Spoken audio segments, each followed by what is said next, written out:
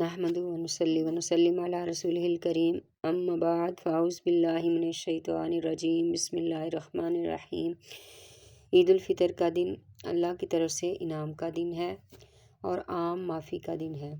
مسلمانوں کے لیے یہ دن خوشی کا تہوار ہے اور اللہ کریم اپنے بندوں پر راضی ہو جاتا ہے۔ یوم عید یعنی عید کا دن ماہ صیام کی تکمیل، رمضان کے مکمل ہونے پر اللہ تبارک و تعالیٰ سے انعامات پانے کا دن ہے، تو اس سے زیادہ خوشی و مسرت کا موقع کیا ہو سکتا ہے۔ یہی وجہ ہے کہ امت مسلمہ میں اس دن کو ایک خاص مقام اور اہمیت حاصل ہے۔ عید کا لفظ عود سے مشتق ہے، جس کے معنی لوٹنے کے ہیں، یعنی عید ہر سال لوٹتی ہے، اس کے لوٹ کے آنے کی خواہش کی جاتی ہے، اور فطر کے معنی روزہ توڑنے یا ختم کرنے کے ہیں۔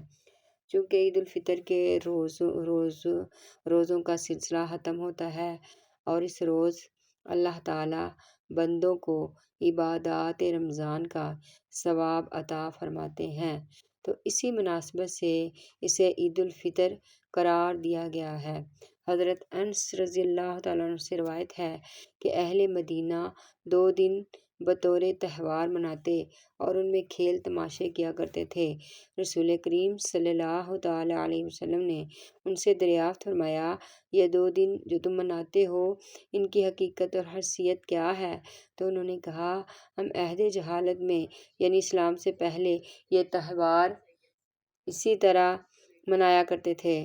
یہ سن کر نبی کریم صلی اللہ علیہ وسلم نے ارشاد فرمایا، اللہ تعالیٰ نے تمہارے ان دونوں تہواروں کے بدلے میں ان سے بہتر 2 دن مقرر فرما دیے ہیں، یوم عید الاضحیٰ اور یوم عید الفطر۔ نبی کریم صلی اللہ تعالیٰ علیہ وسلم نے عیدین کے موقع پر شرعی حدود میں رہتے ہوئے خوشیاں منانے کی اجازت دینے کے ساتھ دوسروں کو بھی ان خوشیوں میں شامل کرنے کی ترغیب دی ہے، اور ان موقع پر عبادات کی بھی تاکید فرمائی ہے کہ بندہ مومن کسی بھی حال میں اپنے رب کو نہیں بولتا۔ احادیث مبارکہ میں شب عید اور یوم عید کی بہت فضیلت بیان فرمائی گئی ہے۔ حضرت عبداللہ بن عباس رضی اللہ تعالیٰ عنہ سے روایت ہے کہ نبی کریم صلی اللہ تعالیٰ علیہ وسلم نے ارشاد فرمایا، جب عید الفطر کی رات ہوتی ہے تو اسے آسمانوں پر لیلۃ الجائزہ یعنی انعام کی رات کے عنوان سے پکارا جاتا ہے، اور جب صبح عید طلوع ہوتی ہے تو حق تعالیٰ جل شانہ فرشتوں کو تمام بستیوں میں بھیجتا ہے، اور وہ راستوں کے کونوں پر کھڑے ہو جاتے ہیں اور ایسی آواز سے جسے جنات اور انسانوں کے سوا ہر مخلوق سنتی ہے پکارتے ہیں کہ اے امت محمدیہ صلی اللہ علیہ وسلم، اس کریم رب کی بارگاہ کرم میں چلو جو بہت زیادہ عطا فرمانے والا ہے۔ سبحان اللہ۔ جب لوگ عیدگاہ کی طرف نکلتے ہیں تو اللہ رب العزت فرشتوں سے فرماتا ہے، اس مزدور کا کیا بدلہ ہے جو اپنا کام پورا کر چکا ہو؟ وہ عرض کرتے ہیں، اے ہمارے معبود، اس کا بدلہ یہی ہے کہ اس کی مزدوری اور اجرت پوری عطا کر دی جائے۔ تو اللہ تعالیٰ فرماتے ہیں، اے فرشتوں، تمہیں گواہ بناتا ہوں کہ میں نے انہیں رمضان کے روزوں اور تراویح کے بدلے میں اپنی رضا اور مغفرت عطا فرما دی۔ اور پھر بندوں سے ارشاد ہوتا ہے کہ اے میرے بندو، مجھ سے مانگو، میری عزت و جلال اور بلندی کی قسم، آج کے دن آخرت کے بارے میں سوال کرو گے، عطا کروں گا۔ دنیا کے بارے میں جو سوال کرو گے اس میں تمہاری مصلحت پر نظر کروں گا۔ میرے عز و جل کی قسم، میں تمہیں مجرموں اور کافروں کے سامنے رسوا نہ کروں گا۔ میں تم سے راضی ہو گیا۔ بلا شبہ وہ لوگ نہایت خوش قسمت ہیں کہ عبادات سے منور رکھا، خوش قسمت ہیں کہ جنہوں نے ماہ رمضان پایا اور اپنے اوقات کو عبادات سے منور رکھا۔ پورا رمضان اللہ کی بارگاہ میں مغفرت کے لیے دامن پھیلائے رکھا۔ یہ عید ایسے ہی خوش بخت افراد کے لیے ہے، اور اب انہیں مزدوری ملنے کا وقت ہے۔ تاہم صحابہ کرام اور بزرگان دین اپنی عبادات پر اترانے کی بجائے اللہ تعالیٰ سے قبولیت کی دعائیں کیا کرتے تھے۔ حضرت علی رضی اللہ تعالیٰ عنہ نے کی مبارکباد دینے کے لیے آنے والوں سے فرمایا، عید تو ان کی ہے جو عذاب آخرت اور مرنے کے بعد کی سزا سے نجات پا چکے ہیں۔ کس قدر افسوس کی بات ہے کہ ہمارے ہاں چاند رات کو ایک لحاظ سے شرعی پابندیوں سے فرار کی حیثیت حاصل ہو گئی، حالانکہ چاند رات کو حدیث شریف میں لیلۃ الجائزہ یعنی انعام والی رات کہا گیا ہے۔ حضور صلی اللہ علیہ وسلم نے فرمایا، رمضان المبارک کی آخری رات میں امت محمدیہ صلی اللہ تعالی وسلم کی مغفرت کر دی جاتی ہے۔ صحابہ کرام نے عرض کیا، یا رسول اللہ صلی اللہ تعالی وسلم، کیا وہ شب قدر ہے؟ آپ نے فرمایا، نہیں، کام کرنے والے کو مزدوری اس وقت دی جاتی ہے جب وہ کام پورا کر لیتا ہے اور وہ آخری شب میں پورا ہوتا ہے، لہذا بخشش ہو جاتی ہے۔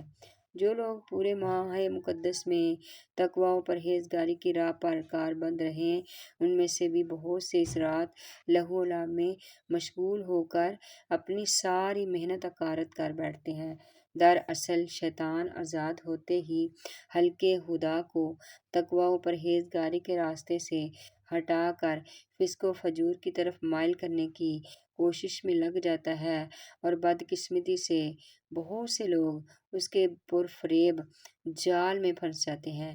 نبی کریم رؤوف الرحیم صلی اللہ تعالی وسلم کا ارشاد گرامی ہے، جب یوم عید آتا ہے تو شیطان چلا چلا کر کہتا ہے، اس کی ناکامی اور رونا دیکھ کر تمام شیاطین اس کے گرد جمع ہو جاتے ہیں اور پوچھتے ہیں کہ تجھے کس چیز نے غمناک اور اداس کر دیا؟ شیطان کہتا ہے کہ ہائے افسوس، اللہ تعالیٰ نے آج کے دن امت محمدیہ کی بخشش خواہشات و نفسانی میں مشغول کر دوں۔ ہم چاند رات بازاروں اور گل گباڑے میں گزار دیتے ہیں، جبکہ حدیث مبارکہ میں اس رات میں عبادت کی تاکید کی گئی ہے۔ حضرت ابو امامہ سے مروی ہے کہ نبی کریم رؤوف الرحیم صلی اللہ تعالی وسلم نے فرمایا، جو شخص عید الفطر اور عید الاضحیٰ کی راتوں میں عبادت کی نیت سے قیام کرتا ہے، اس کا دل اس دن بھی فوت نہیں ہوگا جس دن تمام دل فوت ہو جائیں گے۔ حضرت علی المرتضیٰ رضی اللہ تعالیٰ عنہ کو زمانہ خلافت میں لوگ عید کی مبارکباد دینے گئے تو دیکھا کہ امیر المومنین خشک روٹی کے ٹکڑے تناول فرما رہے ہیں۔ کسی نے کہا، آج تو عید کا دن ہے۔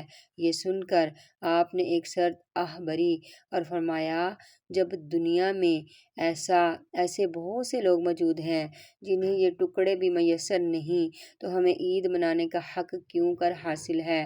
روایت ہے کہ آقائے دو جہاں سرور کائنات محبوب رب اکبر صلی اللہ علیہ وسلم نماز عید سے فارغ ہو کر واپس تشریف لے جا رہے تھے کہ راستے میں آپ کی نظر ایک بچے پر پڑی جو میدان کے ایک کونے میں بیٹھا رو رہا تھا۔ نبی کریم رؤوف الرحیم، غم زدوں کے غم دور کرنے والے آقا، اس کے پاس تشریف لے گئے اور پیار سے اس کے سر پر دست شفقت رکھا۔ کہا، میرا باپ مر چکا ہے، ماں نے دوسری شادی کر لی ہے، سوتیلے باپ نے مجھے گھر سے نکال دیا ہے، میرے پاس کھانے کو کوئی چیز نہیں، نہ پہننے کو کپڑا ہے، یتیموں کے ملجا، غریبوں کے ماوا، دکھی دلوں کے سہارا۔ آقائے دو جہاں سرور کائنات صلی اللہ تعالی وسلم کی آنکھوں میں آنکھیں اشک بار ہو گئی۔ میرے آقا کی آنکھوں سے مبارک آنسو نکلے۔ فرمایا کہ اگر میں تمہارا باپ، عائشہ تمہاری ماں اور فاطمہ تمہاری بہن ہو تو خوش ہو جاؤ گے۔ اللہ اکبر۔ کہنے لگا، یا رسول اللہ صلی اللہ تعالی علیہ وسلم، اس پر میں کیسے راضی نہیں ہو سکتا؟ حضور اکرم صلی اللہ علیہ وسلم بچے کو گھر لے گئے۔ صدقہ فطر ہر صاحب استطاعت مسلمان پر واجب ہے۔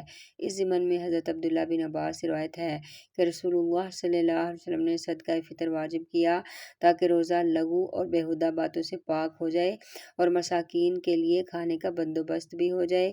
اس سے ظاہر ہوتا ہے کہ بنیادی طور پر صدقہ فطر کا فلسفہ یہی ہے کہ عید الفطر کی خوشیوں میں غریب مسلمان بھی بھرپور طریقے سے شریک ہو سکیں۔ اسی طرح ایک اور حدیث شریف ہے کہ عید الفطر کے دن محتاجوں کو خوشحال بنا دو۔